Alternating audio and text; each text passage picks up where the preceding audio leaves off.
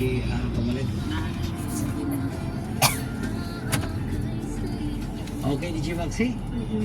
Atong yata ka Ano ka na na? Ka-excited? Oo, no? Brigada ato asong basahon. Sa million nila ka. Pwede aduna 1,000 pesos. Wala, 1,400 pesos. Bakit po ay pula 2,675 pesos? Para kayo asong unpaid, mas may asong doon. 100 pesos. Para sa ay 1,435 pesos.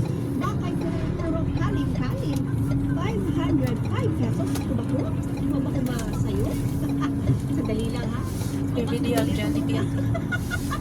Nagkalibat-libat pa dyan na. Okay, sakto ba kay Dove Tulay? 1,000 pesos. In, Jollibee soon.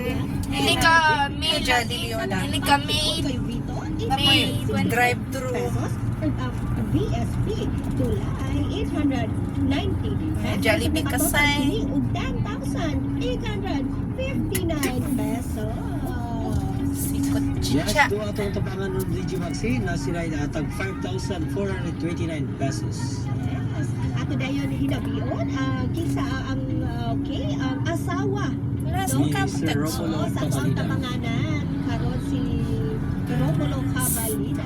Okay, good morning Ma'am Emily. Ma'am Daisy. Kamusta naman si Sir Romulo? Okay naman, ma'am. Okay. Nalang siya maintenance. Napa siya yung maintenance. Namusta na si Sir Romulo? Kuwan, taas man sa grupo. Ay, taas dugo. High blood. Okay, mas maayo ako.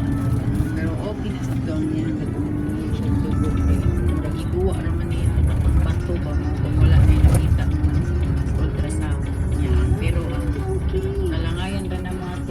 Itong nakaabot niyo 4 days. Umikan man na high blood siya.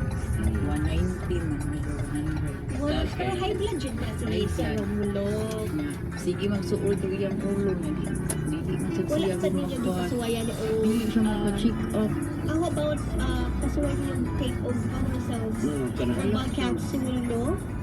Oo, okay. Para makausap ko na sa strengthen sa atong immune system. Oo, makapa-reduce po na siya sa mga high cholesterol. No, yan. Sa atong mga blood sugar. Oo, maka-control. So, health control ng blood sugar ang power cells sa herbal capsule. Yes, very effective. Palitan niya ko. Nakainom sa tuwan na dito. Manigang. Umikan sa katong. Dili food sa goiter. Balang anila ka ng moral. Okay. Sa ugat. Pero so far okay na. Kaway lang po, no? O, di lang po sa stress. Okay, di ba ng ganyan? Ito lang na ka, Ma'am Emily. Yan na. 5,429 pesos. Ma'am Emily, sa ito ang mensahe. Pasalamat. Una sa tanan, nagpasalamat ko sa brigada.